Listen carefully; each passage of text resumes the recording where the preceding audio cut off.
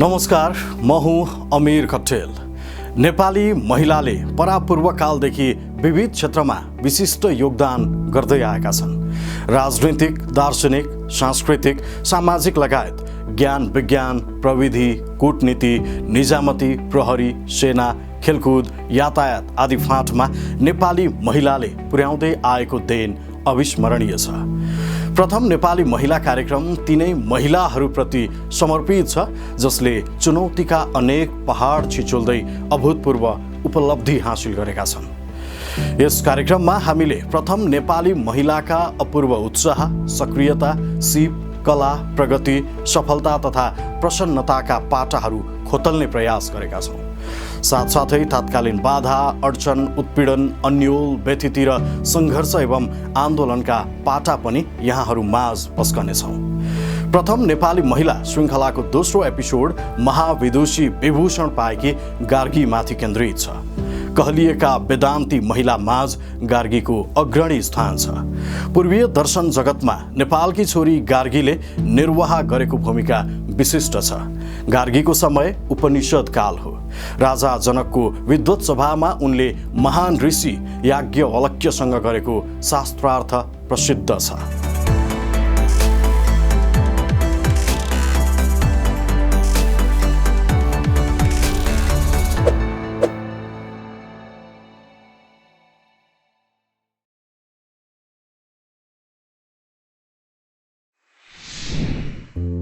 अनुसन्धाता योगी नरहरिनाथका अनुसार गार्गीको जन्मस्थल गर्गकुट अथवा गर्गकोट हो।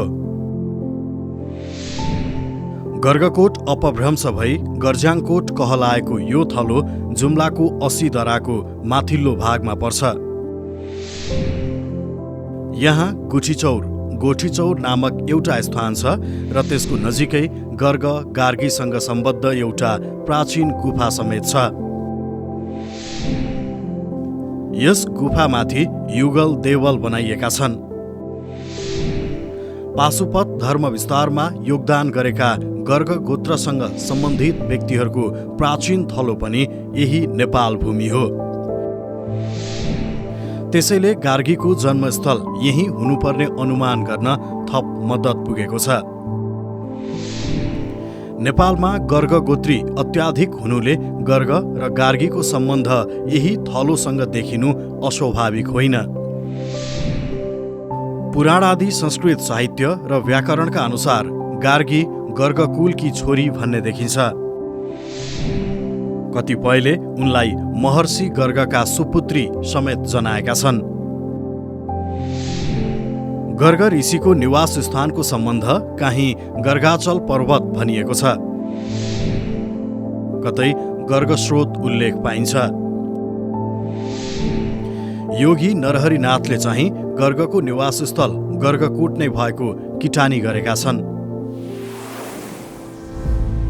पृथु राजाका गुरु गन्धर्वराज विश्वावसुलाई ब्रह्म तत्त्वका विषयमा ज्ञान दिने, शिव पार्वतीको विवाह गराउने तथा धर्मराज युधिष्ठिरलाई शिव महिमा दर्शाउने महर्षि गर्ग भगवान कृष्णका पुर्ख्यौली राजगुरु थिए।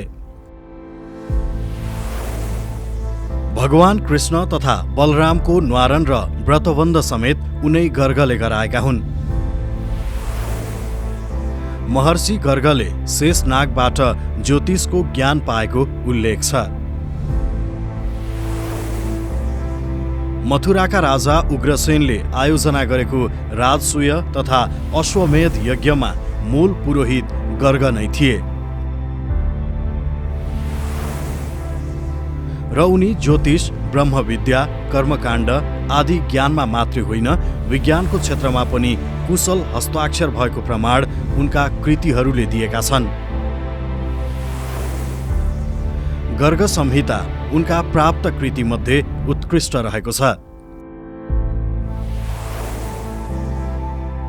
उनका कैयन ग्रन्थ अप्राप्त छन्।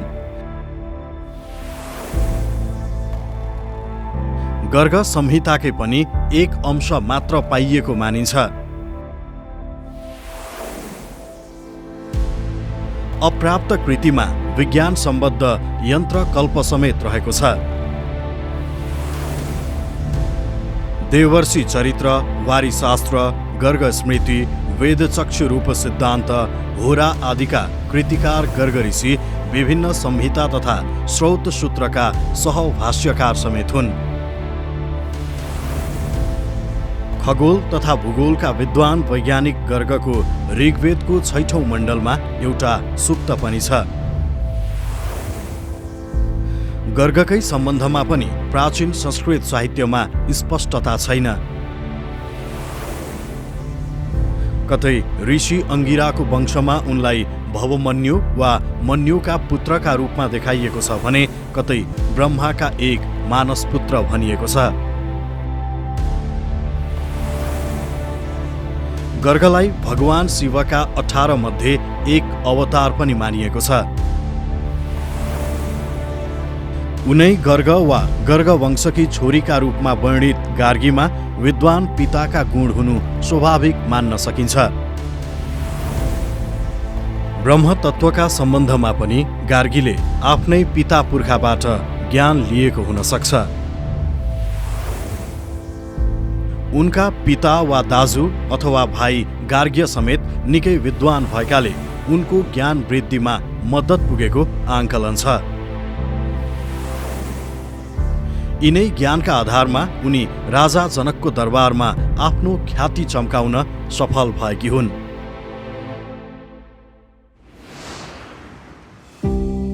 कताकतै गार्गीलाई गर्गकी पत्नी भनिएको नभेटिने होइन। गर्ग गोत्रकी स्त्रीलाई पूर्वमा गार्ग्यायणी र अन्यत्र गार्गी भन्ने गरिएको उल्लेख पाइए तापनि अज्ञानतावश यसो भनिएको हुन सक्छ। व्याकरणका मर्मज्ञहरू गार्गी गर्ग ऋषिकी छोरी भएको पुष्टि व्याकरणबाट समेत हुने बताउँछन्। गर्गस्य अपत्यम स्त्री व्युत्पत्ति अनुसार स्त्रीको अर्थ पत्नी लगाइदा भ्रम पर्न गएको हो, अन्यथा अपत्यको अर्थ सन्तान हुन्छ।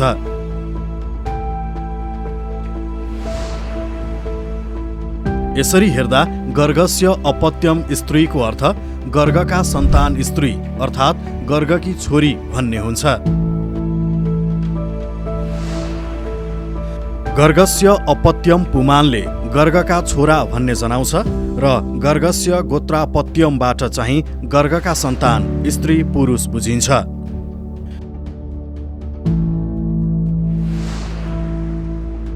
यसरी गर्ग वा गर्ग गोत्रकी छोरी गार्गी र गर्ग अथवा गर्ग गोत्रका छोरा गार्ग्य भन्ने अर्थ लाग्छ।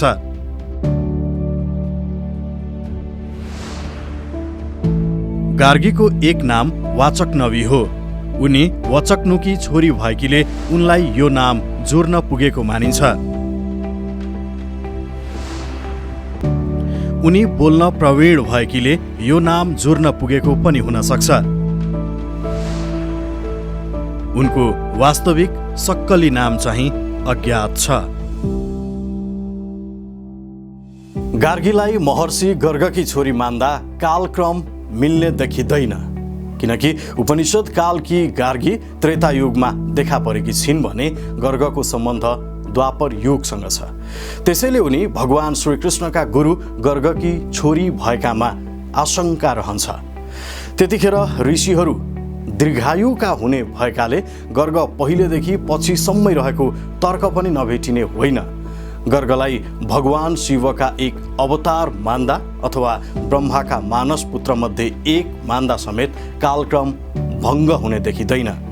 भगवान शिवले महर्षि गर्गको आयु 10 लाख वर्ष बनाइदिएको उल्लेख पनि भेटिन्छ, तर वैज्ञानिक दृष्टिकोणबाट सत्यता प्रमाणित गर्न अप्ठ्यारो छ।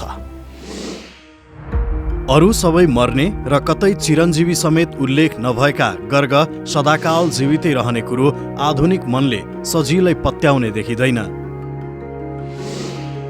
त्यसैले फरक फरक बेलामा अलग अलग गर्ग भएको अड्कल काट्न सजिलो भएको छ। विधि विधान साथ 1 करोड गायत्री जप्ने व्यक्तिलाई वशिष्ठ उपाधि दिने प्रचलन रहे जस्तै, अथवा फरक समयमा विभिन्न व्यास भए जस्तै कुनै काम वा पद विशेषमा रहेकालाई गर्ग उपाधि दिने परम्परा रहेको हुन सक्छ।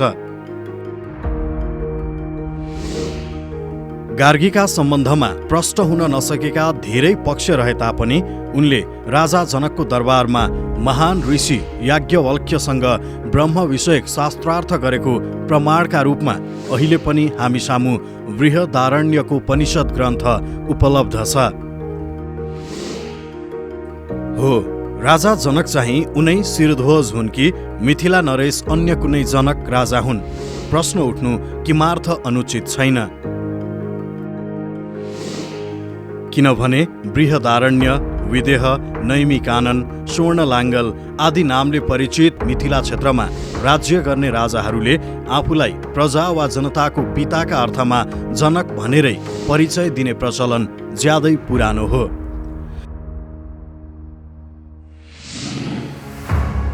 शिक्षाको नगरी मिथिला क्षेत्रमा वर्षेनी विद्वानहरू बीच शास्त्रार्थ गराउने चलन थियो।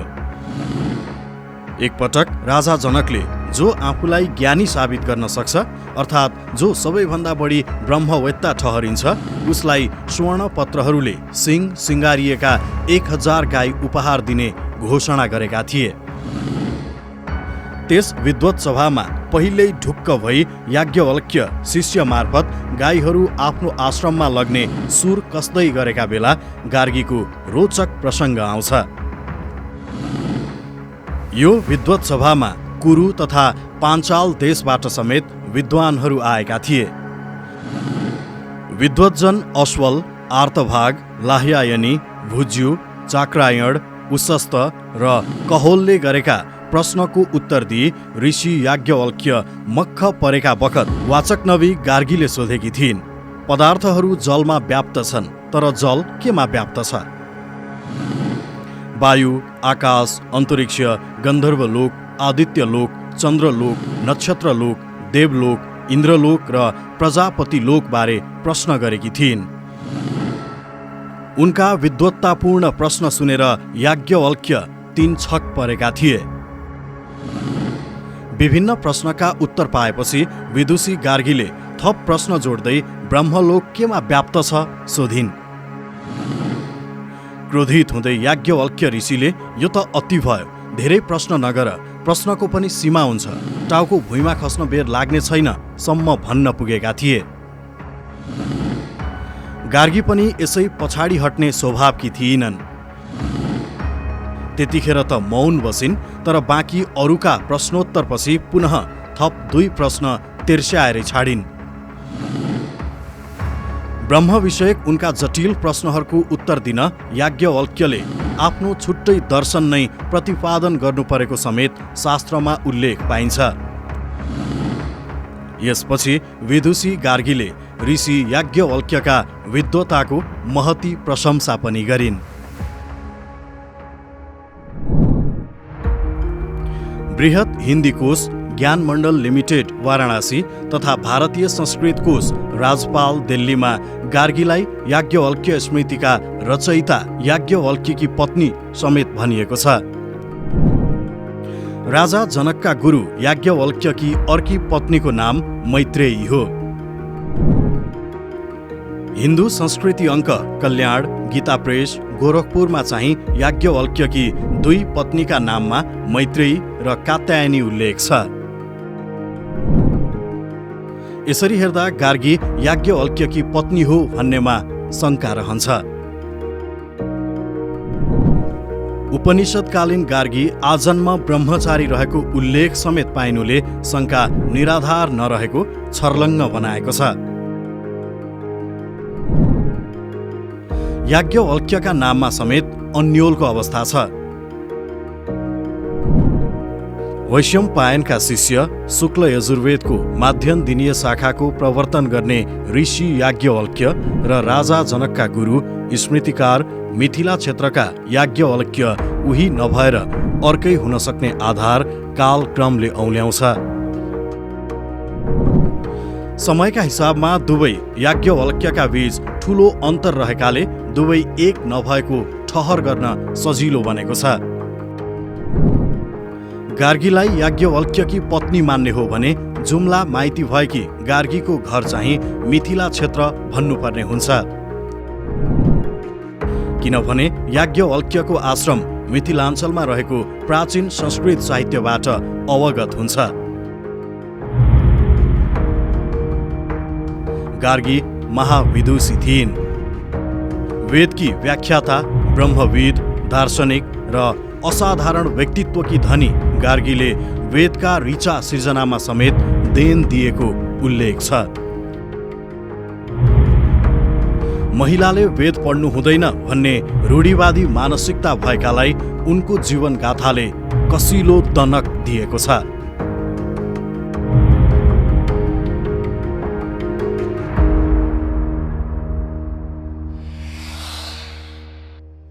गार्गीको जन्मस्थल कर्मस्थल नेपालमा हुनु हामी सबैका निम्ति गौरवले छाती फुलाउने विषय हो। वेदान्ती नेपाली महिलाका सन्दर्भमा गार्गी प्रथम नेपाली महाविदुषी हुन् भन्ने तथ्यहरू छन्।